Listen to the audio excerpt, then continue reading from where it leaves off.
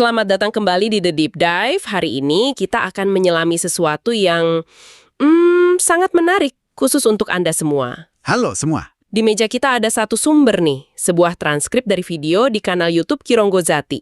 Judulnya, Daya Pikat Rahasia Satrio Piningit. Judulnya saja sudah bikin penasaran ya? Banget. Nah, misi kita kali ini cukup dalam.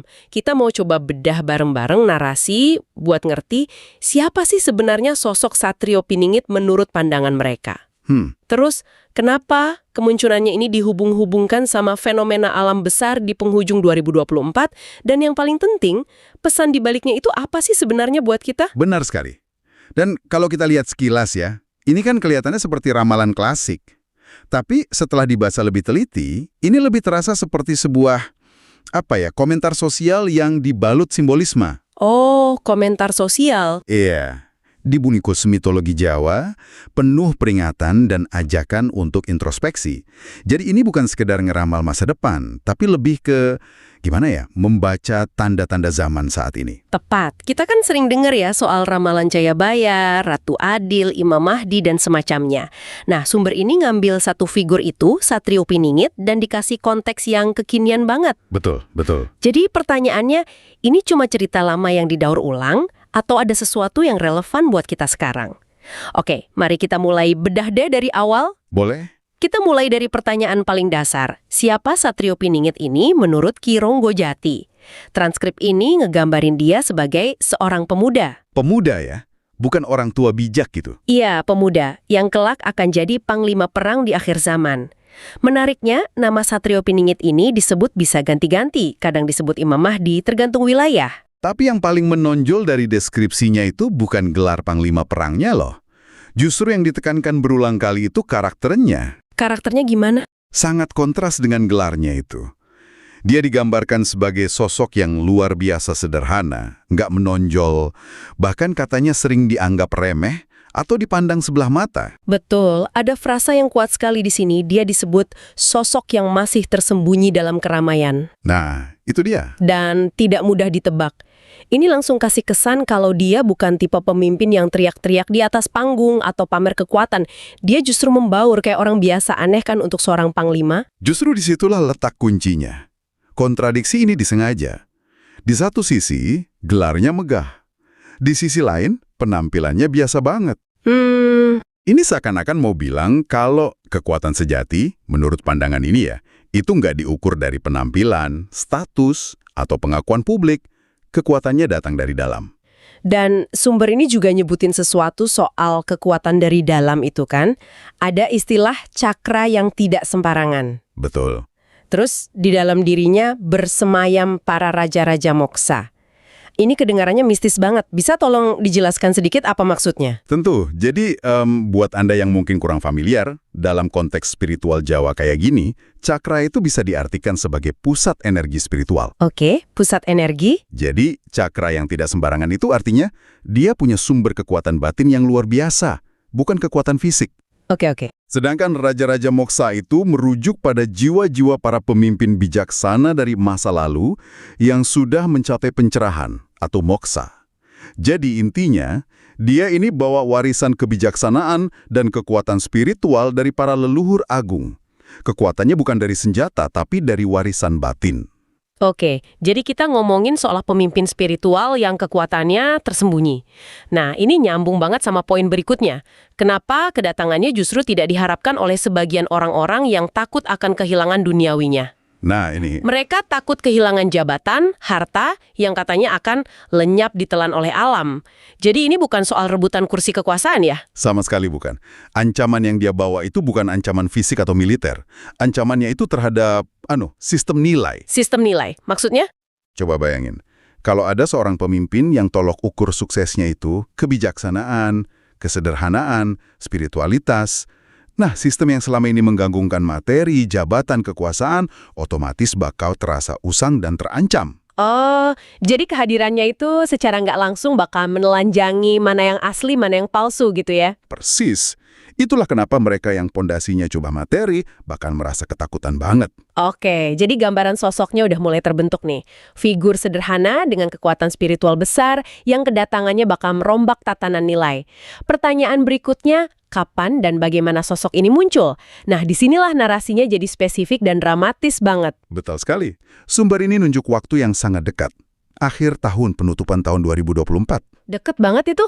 Dikatakan pada saat itu, kita akan menyaksikan banyak sekali fenomena alam yang terus bermunculan. Dan ini bukan sekedar gempa atau banjir biasa loh. Iya, narasi ini ngasih label yang kuat banget buat fenomena-fenomena ini. Apa itu? Disebut sebagai tentara Allah atau tentara alam. Sebuah kekuatan yang katanya nggak bisa dilawan oleh teknologi secanggih apapun atau kekuasaan sebesar apapun. Wah, Alam di sini digambarin bukan sebagai latar panggung yang pasif, tapi sebagai aktor utama yang lagi bergerak untuk membersihkan dirinya sendiri. persis. Alam diberi agensi, seolah-olah punya kesadaran dan tujuan.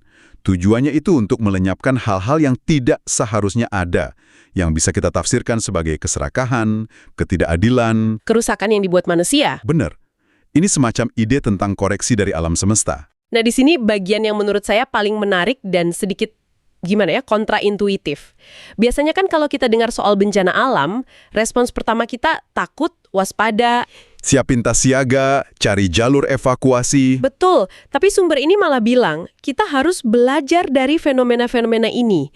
Karena di baliknya ada makna yang sangat berarti yang akan jadi kunci utama kehidupan kita ke depan.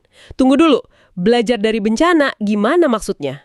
Ini pertanyaan yang bagus banget, karena disinilah pergeseran cara pandangnya.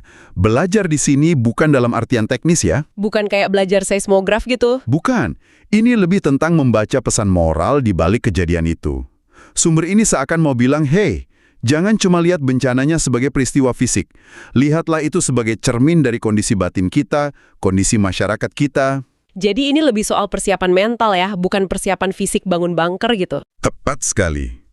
Narasi ini menekankan pentingnya kita memetakan situasi yang terjadi untuk menghadapi dampak buruk yang akan terjadi. Ini soal kesiapan mental dan spiritual. Kenapa mental yang paling penting? Karena di tengah kekacauan dan kepanikan, pikiran kita jadi rentan. Menurut sumber ini, tujuan utama persiapan batin ini adalah supaya kita tidak mudah disesatkan. Kalau mental kita goyah, panik, bingung, disitulah kita jadi sasaran empuk informasi yang salah, narasi yang memecah belah. Jadi fenomena alam ini semacam lonceng peringatan raksasa agar kita memperkuat fondasi batin kita. Dan soal disesatkan ini ternyata jadi jembatan ke bagian selanjutnya yang nggak kalah penting ya. Pembahasan di transkrip ini bergeser dari bencana alam ke bencana sosial. Yaitu fitnah. Betul. Dikatakan dengan sangat gamblang bahwa fitnah-fitnah Dajjal sudah bertebaran dengan tujuan yang sangat jelas, merusak persatuan dan persaudaraan kita. Dan mungkin ada baiknya kita jelaskan sedikit konteks Dajjal ini ya. Buat Anda yang mungkin belum familiar, dalam tradisi eskatologi Islam, Dajjal itu kan sosok penyebar fitnah dan penipuan terbesar di akhir zaman. Oke. Jadi waktu sumber ini pakai istilah itu, mereka sedang menunjuk pada sebuah sistem kebohongan dan adu domba yang masif dan terorganisir. Dan sumber ini cukup spesifik loh soal siapa yang paling gampang kena fitnah ini. Siapa targetnya? Targetnya adalah orang-orang yang tidak mengerti tentang kehidupan dan mereka yang nggak punya adab saling menghargai satu sama lain. Menarik. Ini seolah-olah bilang kalau benteng terbaik lawan hoax itu bukan aplikasi anti-hoax, tapi pemahaman hidup yang mendalam dan etika yang kuat. Dan dari sini, narasinya mengarah pada sebuah kritik yang luar biasa tajam, yang sepertinya jadi jantung dari seluruh pesan ini. Oh, yang soal kesombongan itu ya? Tepat. Kesombongan yang dibungkus dengan agama. Ya, saya ingat kutipannya. Menusuk banget. Dikatakan, percuma kita ahli ibadah jikalau kita menyombongkan dan selalu melihat orang lain lebih buruk daripada diri kita. Ini kayak tamparan keras. Tepat. Ini sebenarnya taktik naratif yang cerdas dari sumber ini. Mereka nggak cuma gambarin seorang pahlawan, tapi mereka ciptain dulu penyakit sosialnya, yaitu kesombongan beragama, baru kemudian Satrio Tiningit disajikan sebagai obatnya. Oh, jadi dia bukan sekadar pemimpin, tapi solusi spesifik untuk masalah ini. Betul. Sumber ini bikin perbedaan yang jelas banget antara ritual dan esensi. Menghafalkan kitab suci itu ritual, tapi memaknai, menghargai orang lain, dan merangkul. Itu esensinya. Dan yang lebih berani lagi, sumber ini menunjuk langsung pelakunya loh. Dikatakan kesombongan-kesombongan itu dari orang-orang yang ahli ibadah, dari orang-orang yang ahli mengerti agama. Ini pernyataan yang bisa memicu kontroversi. Betul, tapi penting untuk dipahami konteksnya. Narasi ini bukan mengkritik ibadah atau pengetahuan agamanya. Tapi apanya? Yang dikritik adalah jaket kesombongan yang dipakai setelahnya. Perasaan, saya lebih suci dari kamu, pemahaman saya paling benar, kalian semua pendosa. Oke. Menurut pandangan ini, orang yang benar-benar paham agama justru sebaliknya. Mereka punya hati yang luar biasa untuk menghormati, membimbing dengan lembut, bukan menghakimi dan merendahkan. Nah, disinilah sosok Satrio Piningit yang sederhana dan tersembunyi itu jadi masuk akal banget ya. Karakternya itu kebalikan total dari profil orang sombong beragama yang lagi dikritik ini. Dia antitesisnya. Persis. Sosoknya yang nggak pamer kehebatan itu sendiri adalah sebuah kritik hidup terhadap arogansi spiritual. Dia perwujudan dari esensi ajaran yang menurut sumber ini telah banyak hilang. Apa itu?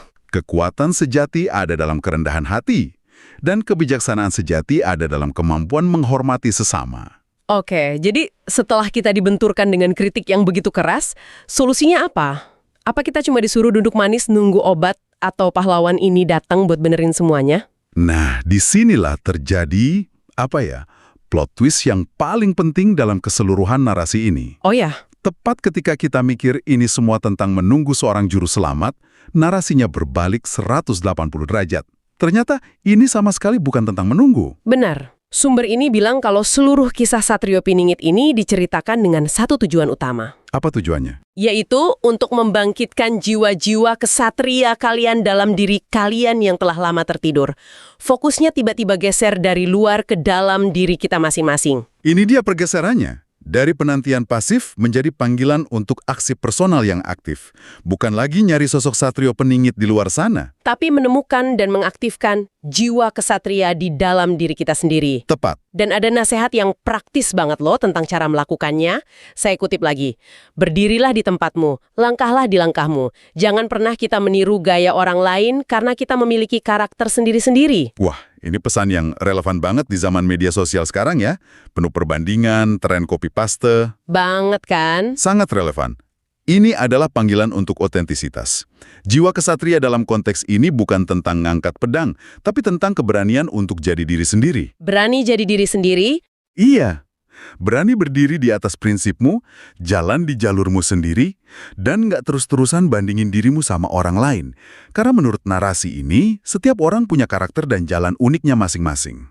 Jadi kalau kita rangkai nih, perjalanan ini intinya adalah mencari makna yang berarti dalam kehidupan yang sebenarnya.